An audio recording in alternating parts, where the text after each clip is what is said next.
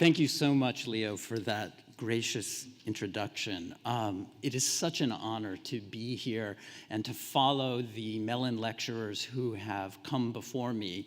I hope that we will be able to represent American art as well as the masterpieces of European art from the Mellon collection have been represented in this series over the years.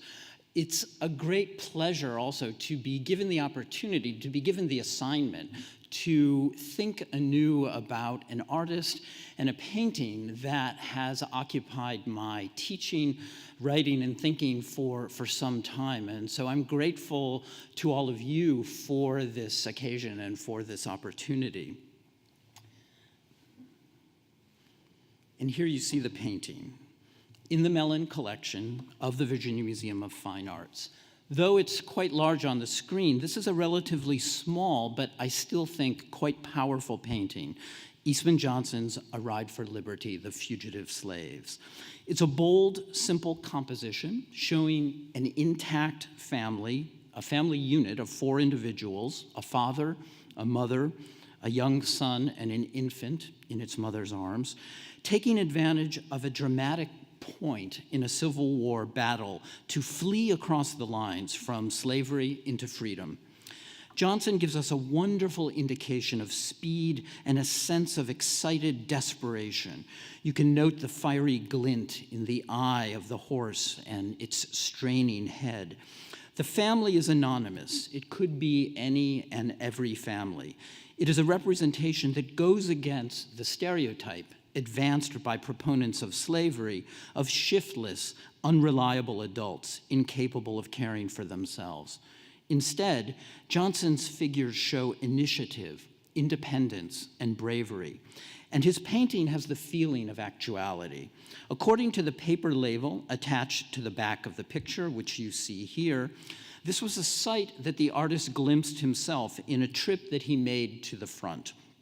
And I quote, a veritable incident in the Civil War seen by myself at Centerville on this morning of McClellan's advance toward Manassas, March 2nd, 1862, Eastman Johnson.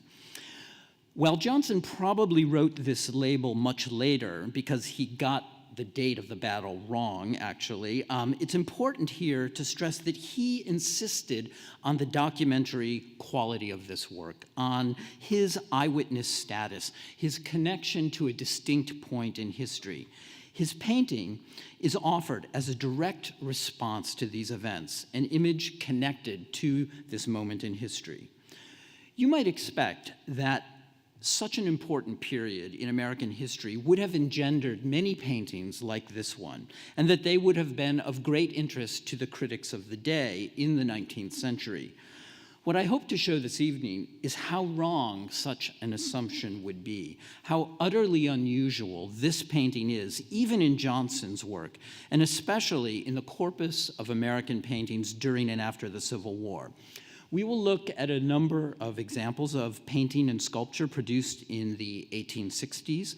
We'll look at the difference of approaches between American and foreign-born artists when they deal with topics of war and slavery.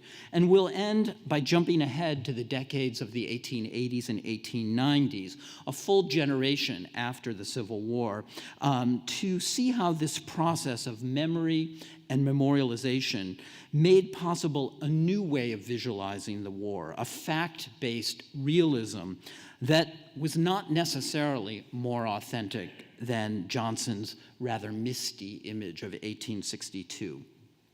Let's start with that date, 1862.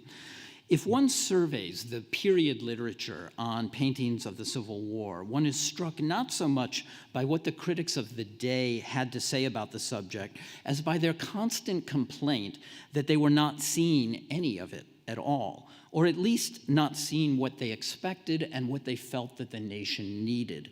Here is just a sampling of such responses to the annual exhibitions of the National Academy of Design in New York, which was the premier annual event for American art during this period. 1862, quote, There are but very few pictures suggested by the war. It is somewhat surprising that the bloody battles and the historic events have received as yet no fitting attention by our artist. 1863. The war should have furnished forth many a theme for the pencil, but in general, the artists appear to have employed themselves upon peaceful subjects. 1864. One of the most remarkable circumstances connected with the existing war is the very remote and trifling influence which it seems to have exerted upon American art. The chief body of our artists have gone on painting landscapes and genre pieces and portraits as if the old piece had never been interrupted. 1865, the last year of the war. We should gladly have seen more works inspired by the war, which is so profuse in imagery of romance, tragedy, and comedy. And just a few years after the war, after the end of the conflict, the situation seemed not to have improved at all. Here is Mark Twain writing in 1867. Now, after 4 or 5 years of terrible warfare, there is only one historical picture at the Academy, and that picture is execrable. There isn't a single battle piece. What do you suppose is the reason? Mark Twain asked that question. Another critic who was writing a few months after Twain posited 2 responses. One was that not enough time had passed to allow artists to absorb a powerful influence of the late war upon their minds, to quote from this critic. And 2, that, quote, the equality which prevails in our democratic country is by no means favorable to the heroic style. So what does that mean? To put that another way, this critic was saying that the post-war United States, which lacked both an aristocracy and a communal, unquestioning religious belief, was simply no longer fertile ground for the sublime in history painting, as it had been formerly in Europe. The 2 modern scholars who have written most about this issue of Americans being unable to equal the feats of previous European military painters feel that it isn't so much the fact that history painting was on the wane as that it was in fact a dying genre that no longer possessed the requisite vocabulary to represent what war had become in the 1860s, which was a relentless, mechanistic, wholesale type of slaughter. There were no set showpieces of officers coming together in decisive combat, no Battle of Bunker's Hill, no artistic coherence for the grand manner conception of the didactic moment of a battle. Kahn and Walker comically dismiss paintings like this, which they claim are falsely overburdened and simply inept in composition. This is William Washington's Jackson Entering the City of Winchester from about 1863, which they describe as a poorly executed pastiche with a circus-like Jackson performing a horse trick to a cheering audience. This is hardly the naturalism of the Eastman Johnson painting. Another critic to write on this subject has done a rough accounting of the number of works of art with Civil War subjects that were shown at the National Academy during the conflict. When I crunch this scholar's numbers, I get an overall figure of 3% of the works, over 2,000 of them, that were exhibited at these exhibitions over 4 years. And the majority of those 3% of Civil War images were camp or home scenes rather than history paintings of the battlefront. Patricia Hills has done a similar estimate for the year 1866, the year after the Civil War ended. And according to my math, the figure of Civil War subjects then drops to about 1% of all American paintings shown. Though, as we shall see, there was a fascinating but brief resurgence of exhibited Civil War paintings on the topic of race and slavery in the year 1867.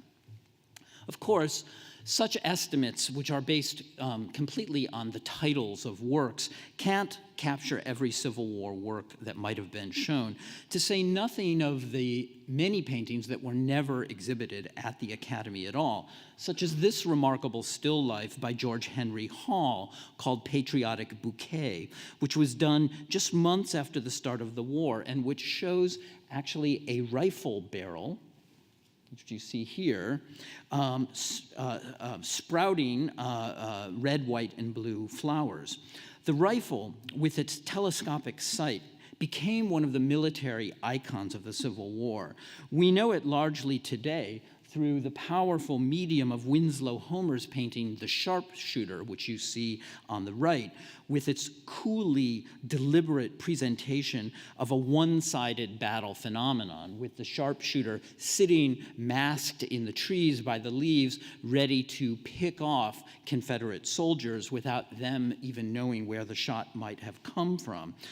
As opponents were picked off in this merciless and casual manner, some, and Winslow Homer, the artist, was one of them, likened it to murder. Homer's canvas evokes that violence rather obliquely, but the outcome, the bloody event itself, is displaced in the same way that so much of the actual combat was displaced in Civil War visual imagery. Hall's image, showing a carefully painted rifle muzzle stuffed with red, white, and blue flowers, goes well beyond displacement in my mind. Rather, it would seem to attempt a kind of visual cancellation or sublation of the violent potential of the rifle by making it into an unexpected vessel, a kind of vase supporting an arrangement of cut flowers common to many mid-century still lifes, but obviously radically transformed here, a disorienting conflation of the Victorian parlor and the Civil War battlefield. For us, formed by an archive of visual culture of a very different war, we can't help but think of Bernie Boston's famous painting of 100 years later, Flower Power, showing a Vietnam-era anti-war protest at the Pentagon. We would probably be incorrect to read backwards and attribute the same political message to Hall's act of painting this still life, of inserting flowers into the barrel of the gun, even though the auction house that sold this painting did just that when it made up a modern title for the work on the left, A Plea for Peace. But I don't think we need to accept this painting as a one-dimensional floral benediction free of misgivings. It is still an odd and inventive work that goes against the grain of its time, creating semiotic ambivalence during a moment of heightened martial rhetoric. Hall's example reminds us that there are many visual avenues toward the treatment of Civil War themes besides those grand manner battle machines that the hectoring press clamored for year after year. And we need to remember that the critical written archive is necessarily incomplete and self-selecting in focus. So we should also be attentive to what critics were not asking for. Just as absent as battle scenes in exhibitions of American paintings during and after the Civil War were representations of slavery, the primary cause of the conflict. I know of only one essay from the art press of its day to take this issue squarely, an unsigned article entitled The Artists and the African that appeared in the New York Evening Post in 1867. The author complained, quote, that but few works of any value as illustrating the war have yet been produced, and only a small number relate to the part taken by Negroes and the phases of character developed in them by the circumstances amid which they have lately been thrown. Historians of the Civil War have paid considerable attention to the fraught place of race in the explanatory rhetoric and the public discourse surrounding the conflict in both the North and the South. An astounding consensus of deflection developed in the North, where, in order to promote solidity among a politically fractious populace, the preservation of union displaced the eradication of slavery as the main rationale for taking up arms. In the South, politicians and white apologists had long since learned paradoxically that their best hope of sustaining slavery was to keep it out of the conversation, out of print, and all but invisible in the visual culture of the time. In the art world, this state of affairs led to a general suppression of images of slavery, except by the most intrepid and ideologically engaged artists. The examples of displacement are myriad, and they have a common effect.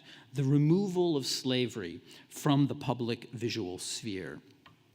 In the decades before the Civil War, this became apparent in such public controversies as the refusal to hang this work, Nathaniel Jocelyn's portrait of Cinque, the leader of the revolt aboard the slave ship the Amistad.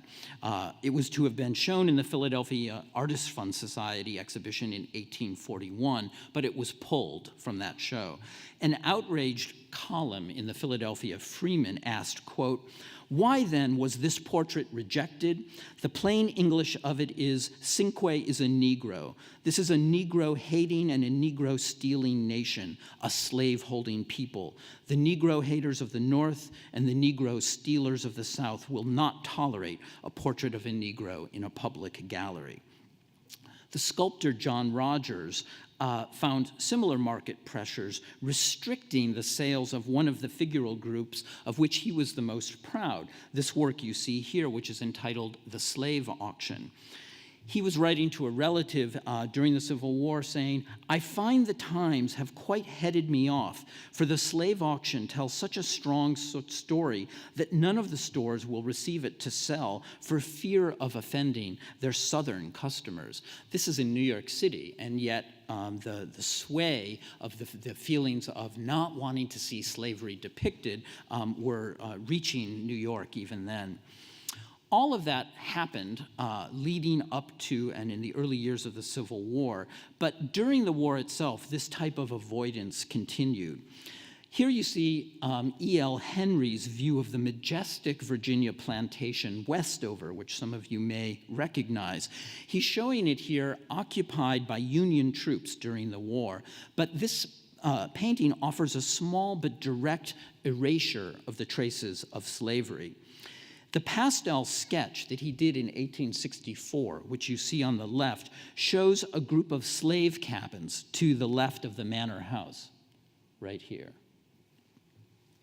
But this physical manifestation of slavery was obliterated in the finished painting of 1865 on the right, replaced by the presence of the Federal Army, which you see in tents right here. Henry did another version of this scene in 1869, where he made a number of changes to the house and the surroundings, but still he did not bring back the slave cabins. In a letter he wrote to the Virginia sculptor and ardent Confederate Edward Valentine a year later, Henry, the author of this work, evinced clear Southern sympathies, hinting at how he chafed under the loyal Union Party line during the war and even falsely appeared to support it so that he could gain access to sites like Westover, essentially tricking the Union troops into allowing him access. One of the most curious and affecting episodes in the history of the imagery of race and slavery during the Civil War era is the exhibition of Anne Whitney's Plaster, which you see a photograph here, of a work entitled Africa, or Ethiopia Shall Soon Stretch Out Her Hands to God. This was shown at the National Academy of Design in 1865. The mixed critical response to this work was almost furious in its intensity, and it was condemned in an extraordinarily explicit manner for the absence of any recognizable African physiognomy. That this work was criticized because it did not look African enough. Here is one representative critical notice, quote, "A beginning artist, without true comprehension of the vastness of the theme and without the judgment to teach her that imagination in such a case must necessarily include the characteristic forms of the personified race, offers us this feeble, half-formed figure as a fit representative of Ethiopia. Of course, it is a disastrous failure. It is not in the least like the African type." Anne Whitney, no doubt, read reviews such as this carefully, for later the same year, she somewhat desperately recut the facial features of her statue so they would read more as African. Still later, evidently unsatisfied with the result, she destroyed it. This all sounds like a grotesque case of plastic surgery gone awry, and indeed there is much to regret in this incident, beginning with the characteristically sexist attitude of the critics who routinely met almost any production by a young female sculptor with assertions that she was not up to the task physically, emotionally, and intellectually. But I think we have to ask why an artist like Anne Whitney, who was so ardently committed to abolition, who had the temerity to take on the subject of African American liberation when few of her colleagues dared do so, why she would still feel constrained to tailor the first version of her sculpture to a public she evidently judged not ready to see such explicit racial imaging. And quite apart from her initial reluctance to denote an African physiognomy, there is something disturbing about the casual way that the markers of race could be added or subtracted to fit a changeable environment of opinion, let alone the way they were discussed in the press, using terms that would have been pleasing to both a phrenologist and a eugenicist. What I've been describing so far have been a series of moments when it was difficult, literally and figuratively, to see certain things: violence and wartime combat, race, slavery. Of course, the issue was not that observers were unable to see these things, but rather that the political and ideological pressures of the moment, as well as the available technologies of representation, militated against the imaging of such themes. This lack of means was undoubtedly tied to a lack of courage in many quarters. The inability to see was situational, which meant that as conditions changed, subjects that had formerly seemed impossible to represent in a satisfactory way became newly seeable. And throughout this period, there were notable exceptions, much like Whitney's Africa, to the tacit understanding that certain subjects should be avoided. One exception was the artist Eastman Johnson. In the realm of American slavery imagery, this painting is probably the most celebrated image, known better than any other, Johnson's Negro Life at the South.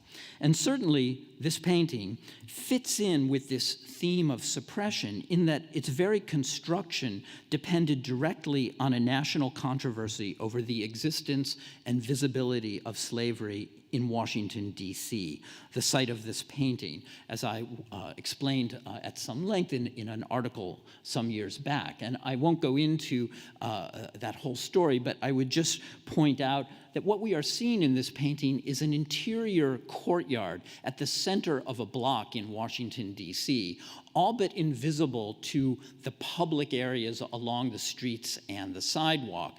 And the point is that at a time when the existence of slavery in the District of Columbia was bitterly disputed between Northern and Southern politicians, Eastman Johnson was showing that, yes, slavery exists in the District of Columbia, and one has to essentially peel back the walls in order to see it.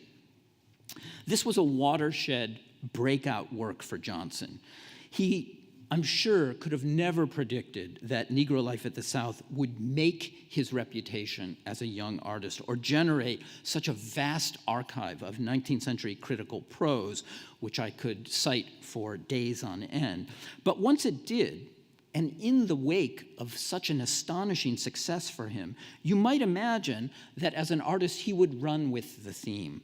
However, Johnson did not continue with his public interest in African American subjects for many more years. And with one exception, the great topic of emancipation was not treated by him.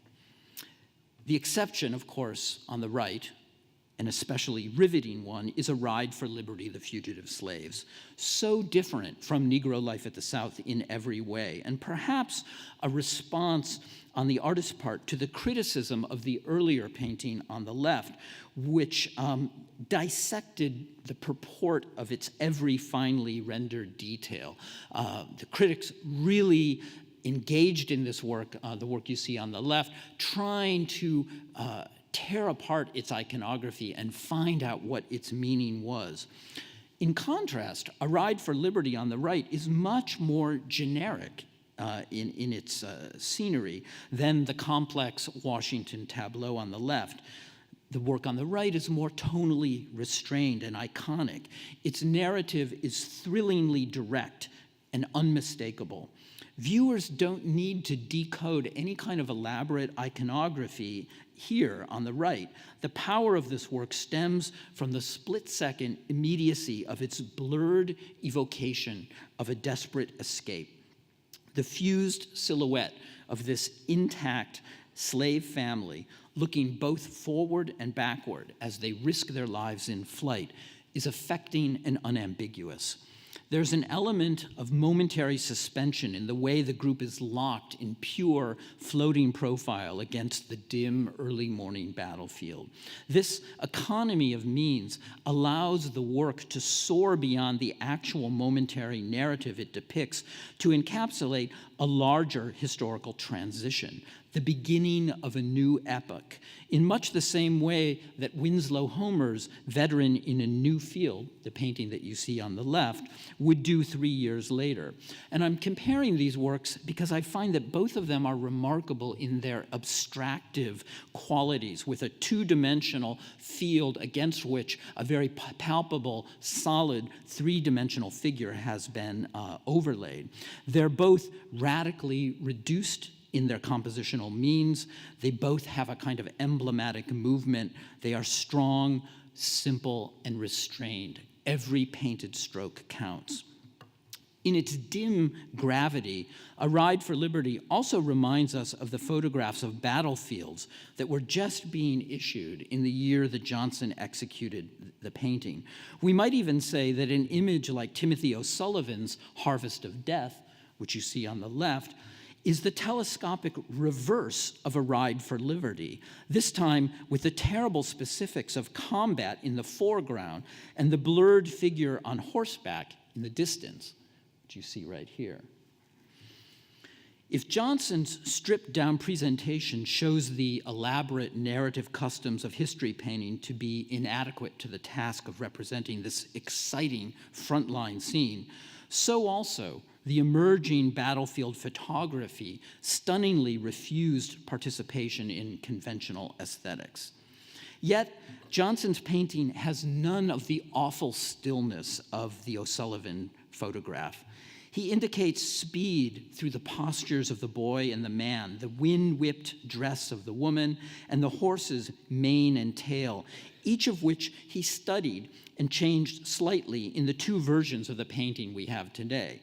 The one on the left is in the Brooklyn Museum, which shows a little bit more of the battlefield than the Virginia version does, the glinting bayonets in the distance, which you see here. The Virginia one, on the other hand, has the horse in a more, I think, effective stride, giving a sense of the elastic, leaping speed of the animal high off the ground. And there was a third version of this painting, which is now lost. Implied motion or movement is the key to this work and its remarkable depiction of a black family as agents of their own liberation. They are a readable, recognizable sign of transit. Slaves, by definition, had almost always been shown in motion. Idleness is anathema to their condition. Slaves exist to do, not to be. Maury McGuinness has made the excellent observation that the printer's woodblock ornaments of runaway slaves, several of which you see here in profile silhouette, became so ubiquitous as to stand visually for slavery in American newspapers, whether they were advertising slave auctions or warning the public of an escape. As McGuinness says, this is movement suggested but never achieved. The runaway slave never seems to get anywhere because year after year, the same image reappears. However, in 1862, Eastman Johnson's runaway slaves could in fact get somewhere. Escaping contraband, as they were dubbed in 62, and then freedmen and freedwomen, as they were christened following the Emancipation Proclamation in 1863, all of them surged northward in the most remarkable exodus migration ever seen in the United States. Yet, one would hardly know to look at the walls of the National Academy that this was going on. But there was one work at the Academy in 1863 that did create a stir, and rightfully so. John Quincy Adams Ward's Freedman, a heroic semi-nude slave, you see it here, who has broken the manacles around his wrists and who is conceived of by the artist, just as Johnson conceived of the fleeing family, as the author of his own fate. Freedman became a sensation at a charged political moment, a lightning bolt of illumination praised for its naturalism and its clearly identifiable racial characteristics. As one critic wrote, Riley, the Freedman is not a statue of Ethiopia or of abolishment or of the year of grace, 1963. It is not the genius of anything. It is no abstraction or bit of metaphysics that needs to be labeled or explained.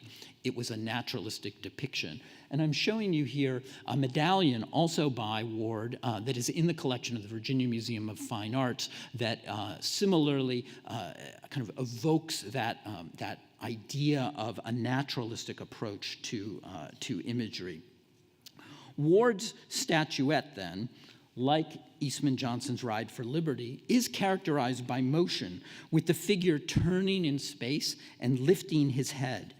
Both works herald beginnings as part of their power, and part of that power derives from the unanswered questions that they pose about the completion of the trajectory of motion they suggest.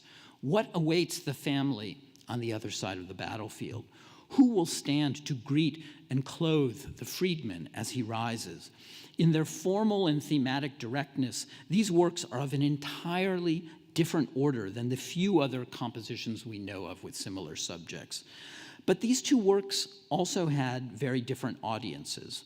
What might the critics who so enthusiastically interpreted Ward's Freedman as a sign of the times have said about Johnson's Ride for Liberty? We can only speculate, because Johnson never exhibited or sold any of the three versions of this painting during his lifetime. Let me say that again. No one saw this painting during the Civil War years or Reconstruction years, unless they were lucky enough to come into Johnson's studio. All those quotes I read you bemoaning the lack of exciting depictions of moments in Civil War history, those critics had not seen this painting on the right. They appear, all three versions, never to have left his studio until his death, and they are not discussed in any of his surviving correspondence. This is a remarkable act of self-censorship on the part of the artist, very much out of keeping with Johnson's normal exhibition practice. We can only conclude that he judged the conditions of the time as inhospitable for his bracing visualization of African-American self-determination and political change. We need to jump ahead to 1867, 2 years after the conclusion of the conflict, to find a similar watershed moment in the depiction of freedmen. Earlier, I mentioned that there had been a lone essay in the period criticism that acknowledged the importance of African-American representation during Reconstruction. The inspiration for this article was a small but powerful group of works that appeared in the Academy's annual exhibition of 1867, and they included this painting by Thomas Noble, Margaret Garner, a chilling scene depicting the true, tragic story of a mother who killed her own child rather than deliver him back to slavery under the Fugitive Slave Law. This is, of course, the historical episode that was the genesis for Toni Morrison's novel Beloved. Not all of the reviewers who saw this painting recognized the mother's name or knew her story, but even if they did not correctly guess the specifics of the narrative, there was no mistaking the drama and the agitated pathos of the scene, nor the bold intentions of the artist. As one newspaper wrote, it is painted with a purpose, from which fact it stands out in strong contrast from a host of pictures that mean nothing. His chosen mission is to depict the horrors of slavery, which, though now a thing of the past, still furnishes ample material for the artist. So we're beginning to see a change in the recognition of what is possible to be depicted. If the Fugitive Slave Law was the past, the Reconstruction era and the challenges and possibilities for the newly freed were very much present in 1867. Beginning in 1865 and continuing for many years, newspapers that had formerly carried fugitive slave notices now offered heart-rending advertisements of newly freed Black families trying to find other family members who had been previously sold off or lost in the diasporic excitement of escape, or who had simply disappeared from the battlefields. And I'm bringing back the Johnson painting to remind us of how, while this is an exhilarating moment, such a flight would have put this family alone in the world, cut off from any of their family members, with no real hope of ever being reconnected with them. Nearly 190,000 Black men served as Union soldiers and sailors during the Civil War, and they suffered a very high casualty rate of 20%. Two artists took on the rare subject of the Black soldier in that banner year of 1867. The better known of these is Thomas Waterman Wood's triptych, 3 paintings showing one man's path from contraband to recruit to a wounded and disabled veteran.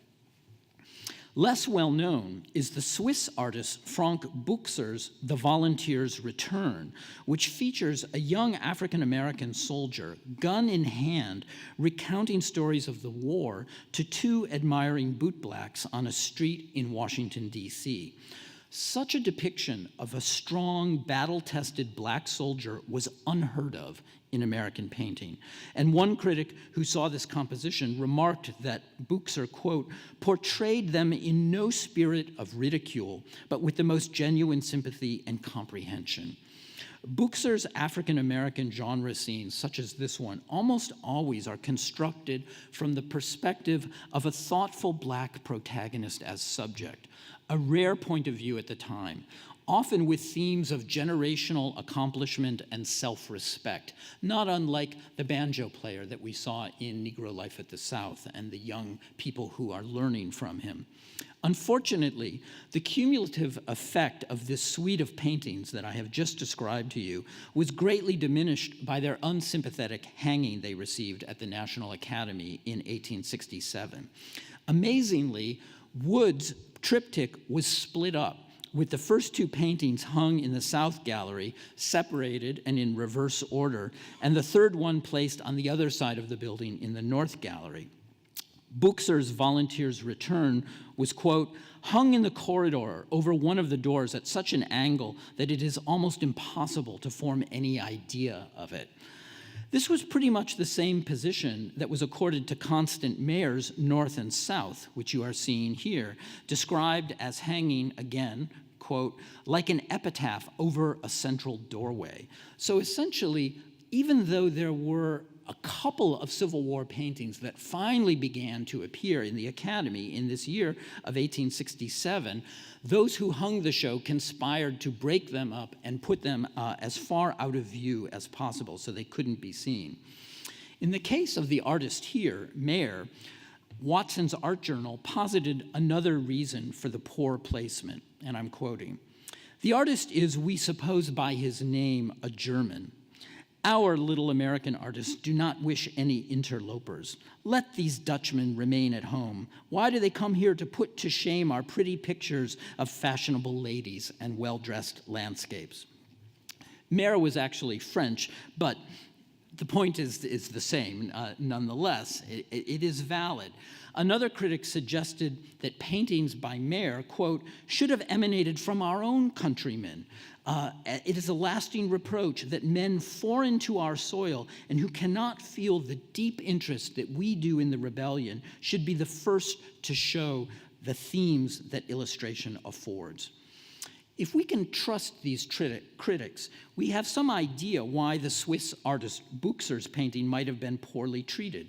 at the hands of the Academy. And we also have more evidence for the supposition that national politics created a de facto no-fly zone for American artists when it came to images of slavery. For in fact, the list of important paintings by foreign artists of the subject of American slavery goes well beyond Buchser and Mayer and includes Christian Meyer's Kitchen Ball at White Sulphur Springs, Virginia of 1838, Air Crow's Slaves Waiting to be Sold, on the left, a scene in a Richmond slave auction house of 1861, and Theodore Kaufman's On to Liberty on the right of 1867. Were these non-American artists able to see the situation more honestly than most American painters? They do seem to approach their subject with a kind of ethnographic focus or distance, accumulating a surfeit of visual data in painting after painting with an almost mercantile, factual approach toward dress and fabrics that actually Eastman Johnson had by now abandoned in works like Ride for Liberty. While Johnson himself had no African-American subjects at that memorable exhibition of 1867, he did send what I think is perhaps his most accomplished Civil War painting, The Pension Claim Agent, and you see it here, a masterfully quiet, low-toned interior featuring, like Wood's veteran, a war amputee aided by a crutch. In this case, the veteran is white, and he is surrounded by rapt family members as he relates his battle tale to the visiting government agent who has been sent to verify his claims for assistance. All ears in this humble dwelling turn to the soldier. The message is conveyed by the listeners, who represent all ages in order to universalize it. The subdued Rembrandtesque lighting unifies their reactions. No single figure stands out. This masterful use of profil perdu, that is, heads seen obliquely from behind, doesn't spell out much. It simply hints at quite a lot. The canteen and the rifle above the bed, which you see here, allude to the battle without showing it. It's a reassuring image because, though poor, this family is clean, patriotic, and unthreatening, unlike some Northern veterans who at this very moment were threatening to riot in the big cities because of a lack of government support for them as veterans. Everything down to the patchwork quilt, the rough board floor, the traveling document case, and the dog sniffing the visitor seems right on the mark. It was the standout canvas of 1867, viewed as a miracle of both truth and understatement. In many ways, this painting by Johnson signals the prevailing concerns of the majority white population in the years immediately following the war. Rather than focus on the project of Reconstruction or revisit the horrific battlefield, they sought to heal wounds, restore the ties of family and a more tranquil life, and put strife behind them, much as the veteran in this painting has put aside his firearm and canteen. For these people, sorting out the war did not involve the African-American community. In his very important book, Race and Reunion, David Blight demonstrates how white America, both North and South, moved quickly away from an ideological emancipationist vision of the Civil War, with slavery as a leading cause and explanation, to a sentimental reconciliationist vision, stressing union, valor, and liberty, where race played no part. Or if it did, it was through a recirculation of the plantation myth, complete with minstrel dialect and Old South nostalgia. Race was thus made to seem less divisive, less threatening, and the way was clear for fraternal reconciliation. By the time of the American Centennial in 1876, Memorial Day parades and blue-gray reunions stressed forgiveness, heroism, and honor on both sides. The process of remembrance of the Civil War was aided by the creation of a massive publicity industry of Civil War histories, memoirs, novels, and biographies in the 1880s. Notably, Century Magazine's 3-year project, Battles and Leaders of the Civil War, complete with maps, tables, portraits, landscape drawings. The audience was voracious. Century's circulation doubled in the first 6 months of this series. The editor explained, "No time could be fitter, we think, for the publication of this kind than the present, when the passions and prejudices of the Civil War have nearly faded out of politics, and its heroic events are passing into common history, where motives will be weighed without malice." In fact, motives were not weighed at all in the Century series, and the actual cause of the Civil War was rarely mentioned. Rather, the sacrifice of the soldier was celebrated, and a cult of manliness and courage prevailed, culminating famously years later in Oliver Wendell Holmes Jr.'s Memorial Day paean to masculine violence, The Soldier's Faith. This national movement could not help but inflect the visual arts. And one of the most under-discussed aspects of the art of the Civil War is the revival of battlefield painting that occurred in the 1880s and early 1890s. I will end my talk by focusing on just one artist to give you a sense of this phenomenon. At the National Academy in 1882, an artist named Gilbert Gall, a 27-year-old painter of sentimental genre scenes, ventured into a new subject area and exhibited 3 Civil War scenes, including 2 that you see here, the Stragglers on the left and Charging the Battery on the right. Gaul was only 10 years old when the war ended, so he represented a generation who had not experienced the battlefield firsthand. He realized, though, that he was painting for a generation who had, and he made a point of collecting old uniforms and weapons so that the details so pleasing to veterans and the fact-hungry audience for Civil War remembrance would be accurate in works like the one you see on the left. Descriptions of his studio and home describe swords grouped in arrangements on his walls and a dining room chandelier constructed of rifles. Gall's smaller scenes were popular, but it was this work, Charging the Battery, that became the sensation picture of the year, purchased on the first day of the exhibition by the collector William T. Evans for $1,500, and later shown at 2 World's Fairs in Paris and in Chicago, where it won medals. In reviews, this was called a spirited piece of realism, one picture at least on these vapid walls that can stir us, one of the few original and admirable things to be seen. The whir of life and the headlong plunge of the wounded man who still rushes onward in his fall, the agonies of those already stretched upon the ground. This is executed with such dash and spirit that it disarms criticism. So in fact, this is exactly what all those critical voices in the 1860s had been hoping that they would see, yet they had to wait until the 1880s for it.